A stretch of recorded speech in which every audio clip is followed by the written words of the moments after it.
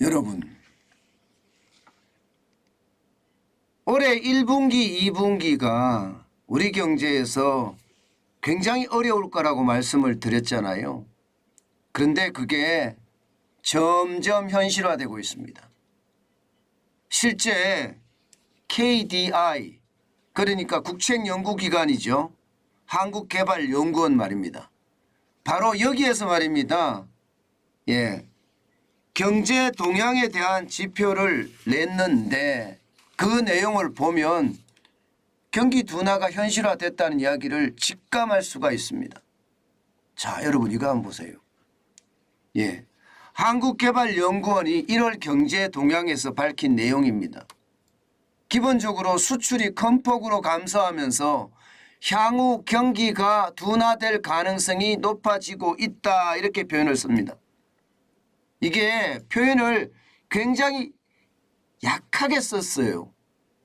사실 국책연구기관이니까 표현을 강하게 쓸 수는 없거든요.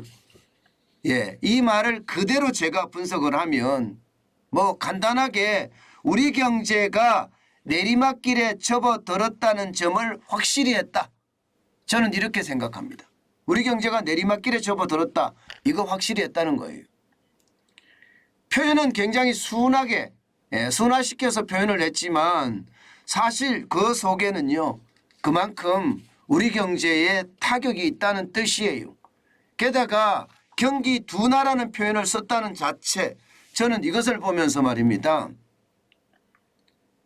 다른 생각도 했습니다. 무슨 생각을 했느냐. 이게 KDI 같은 곳에서 경기 둔화 표현 잘 안 씁니다. 웬만하면 진짜 안 쓰는 표현이거든요. 그런데 경기 둔화 표현을 썼다는 것은 이미 저는 경제 위기 초입에 들어갔다, 저는 이렇게 분석합니다. 그만큼 말입니다. 상황이 굉장히 어려워졌다는 거고요. 경기가 하방으로 곤두박질 치고 있다는 이야기가 되는 겁니다. 사실 KDI는요, 수출을 가장 큰 우리 경기 둔화의 어떤 핵심 지표로 삼았잖아요. 실제입니다. 여러분도 알다시피 작년 내내 수출이 적자였습니다. 작년 내내. 전체 적자 규모만 하더라도 472억 3천만 달러가 될 정도예요. 그나마 다행인 것은요, 12월에 46억 8,900만 달러로 줄어들었습니다. 11월까지만 하더라도 69억 9,100만 달러였거든요. 제가 여러분들에게 12월에는 밀어내기를 하기 때문에 아마 줄어들 거라고 말씀을 드린 기억이 납니다. 실제로도 그렇게 일어났죠. 실제로도 46억 8,900만 달러로 줄어들었으니까요. 문제는요, 1년 내내 마이너스였다는 사실이에요. 1년 내내. 이게 더 심각하다고 저는 보여집니다. 당장 말입니다. 2월 3월이 플러스였다고 하지만 2월 3월로 들어가 보면 이때도 조작에 의해서 플러스가 됐거든요. 대통령 선거를 앞두고 말입니다. 2월 달에 수입할 에너지원, 원유라든가 가스라든가 석탄을 수입 안 하고 3월로 미루었기 때문에 2월에 7억 5,500만 달러의 흑자가 났던 거거든요. 예정대로 수입을 했으면 적어도 이게 원유, 가스, 석탄이 한 30억 달러 정도 되니까 아마 20억 달러 이상 적자가 났을 가능성이 굉장히 크죠. 3월 달에는요, 300만 달러의 흑자가 났는, 3천만 달러의 흑자가 났는데 이 부분도 이게 전략 비축률을 썼기 때문입니다. 그래서 흑자가 난 듯 보이는 것이 사실상은 적자였거든요. 그러니 KDI가 분석하는 것은 진짜 심각하다, 이렇게 분석을 하는 거죠. 게다가 더 심하게 분석하는 것은요, 반도체예요. 여러분에게 제가 말씀드린 거하고 그렇게 차이가 안 나죠. KDI 분석도요. 반도체가 적자로 간다는 거예요. 지금 보시는 것처럼 8월, 9월, 10월, 11월, 12월이에요. 벌써 5개월째 마이너스를 기록하는 데다가 반도체 수출 감소율이 가면 갈수록 더 깊어진다는 겁니다. 지금 보시다시피 지난 8월에는 마이너스 7%였습니다. 그런데 10월에는 16.4%였죠. 그런데 12월 보세요. 12월 29.1%입니다. 11월에 29.8%보다 줄어들었지만 29.1%도 만만치 않거든요. 반도체가 전체 수출에서 차지하는 비중이 20%가 되기 때문에 이게 경기 둔화가 현실화됐다는 말을 아주 쉽게 사용하고 있는 건지도 모르겠습니다. 지금 이대로면 말입니다. 최악의 상황으로 갈 수도 있다 이런 이야기까지 나오거든요. 게다가 대중 수출은 보면 최악입니다. 지금 12월까지만 하더라도 대중 수출이 12% 정도 감소했습니다. 12%. 게다가 무역 흑자가 나는 것이 아니라 무역 적자가 나고 있습니다. 지금 올해는 이대로 되면 대중 무역 수지가 많이 적자가 날 가능성 크다고 봅니다. 작년에가 12억 5천만 달러 흑자에 그쳤으니까 말입니다. 달러 밭이 바뀌었다는 이야기 제가 말씀드렸잖아요. 중국에서 베트남으로 바뀌었다고 했는데 이게 점점 현실화되고 있는 게 사실이니까요. KDI 한국개발연구원에서 바로 이 점이 지금 우리 경제의 가장 큰 이 하방에 대한 지표다 이렇게 이야기하고 있습니다. 이렇게 되니까 심각한 상황이 계속될 수밖에 없지요. 사실 수출이 이렇게 되니까 여러분도 알다시피 재고율이 엄청납니다. 2022년 11월 달에 재고를 보면 127.6이에요. 127.6이라는 것은요. 2020년 5월 코로나19 위기 때 128.6과 비슷하죠. 재고가 이만큼 심각하다는 것은 진짜 최악이라는 이야기예요. 1998년 8월 IMF 외환위기 때 133.2였습니다. 이때랑 지금 그렇게 큰 차이가 나지 않습니다. 이렇게 되면 공장 가동률도 굉장히 떨어집니다. 지난해 11월 기준으로 보면 73.1%입니다. 굉장히 낮은 숫자에 머물고 있습니다. 결국 이것이 전체 시장에 충격을 준다는 거예요. 수출이 그만큼 안 된다는 이야기잖아요. 그만큼 말입니다. 우리 경제의 상황이 열악하다 이렇게 볼 수가 있고요. 문제는 재고율이 높아지는 것은 결국 소매 판매도 떨어진다는 이야기거든요. 지금 지난 8월에 4.4% 증가한 이후로 2022년을 통틀어서 보면 대부분 마이너스입니다. 대부분. 12월 달은 좀 플러스가 될지도 모르겠죠. 기저효과가 있으니까. 11월 달에 마이너스 1.8%였으니까 12월 달에 조금 좋아질 수는 있으나 전체적으로는 마이너스. 그야말로 마이너스 천지입니다. 2022년 1월에 마이너스 2%를 거치더니요. 6월에는 마이너스 1% 그리고 9월에는 마이너스 1.9%입니다. 굉장하죠. 지금 11월에도 마이너스 1.8%고 생각보다가 심각합니다. 그러면 여러분 우리 경제의 세 축 중에 두 축이 지금 심각한 거예요. 그죠? 수출이 심각하죠. 소비가 심각하죠. 여기다가 설비 투자는 어떨까요?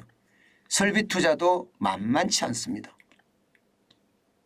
소매 판매가 안 되고 재고율이 늘어난다는 것은 여러분 결국 말입니다.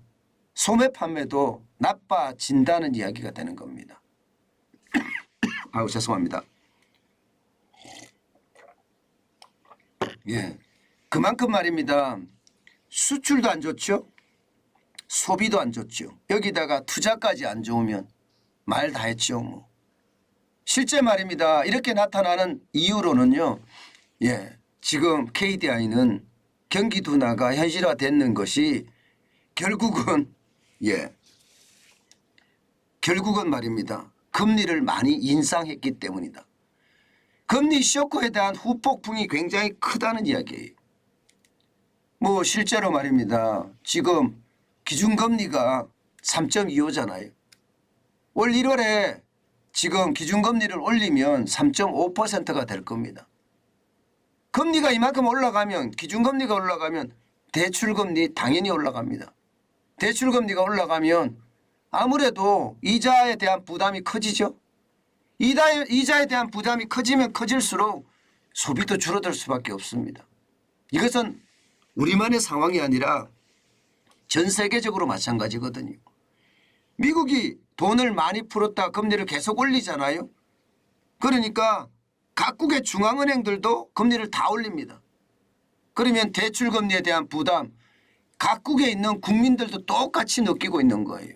그러니 수출이 안 되고 또 내수가 우리는 시원치 않고 그만큼 심각해진다는 이야기죠. 금리 인상에 대한 후폭풍이 가시화되고 있다. 이렇게 저는 분석할 수 있다고 생각합니다. 문제는 실제로도 일어나고 있습니다. 지난 4분기에 기업들의 주요 기업들의 실적 전망치를 보면 최악이에요. 삼성전자만 하더라도 영업이익이 70% 가까이 줄어들었죠. LG전자는요 91%가 줄어들었습니다. 그런데 실제 FN가이드에서 조사한 것을 보면 말입니다. 국내 상장사 202곳에 대한 증권사 전망치 평균을 비교해 봤습니다. 여기는 LG전자나 삼성전자가 공시한 4분기 실적도 적용이 됐습니다. 지난 6개월 전에는요. 적어도 매출액은 577조 정도 할 거다. 영업이익은 50조 6천억 정도 날 거다 예상을 했습니다. 그런데 3개월 전에는 바뀝니다. 3개월 전에는 매출이 571조 4천억으로 떨어지고요. 반면에 영업이익은 10조가량 적어도 20%가 떨어집니다. 40조 8천억 원으로. 그리고 1월 5일에 전망한 것을 보면 말입니다. 매출은 572조 3천억 원으로 조금 늘어나지만 영업이익은 27조 5천억 원으로 6개월 전에 전망한 것을 대비해 보면 반토막이 납니다. 반토막. 실제로 삼성전자가 70%가 줄어들고 LG전자가 91%가 줄어든 것을 보면 뭐 당연하다고 보이죠. 물론 이제 삼성전자, LG전자만이 아니에요. 주요 대기업이 아마 다 떨어지지 않을까 그렇게 시장은 예측하고 있습니다. 이것을 보면 경기 둔화가 현실화됐다는 이야기 틀린 바가 없지요. 제가 여러분들에게 말씀드렸던 3분기부터 경기 침체가 시작됐다 하는 이야기가 틀리지 않습니다. 그만큼 상황이 어려워진다는 이야기예요.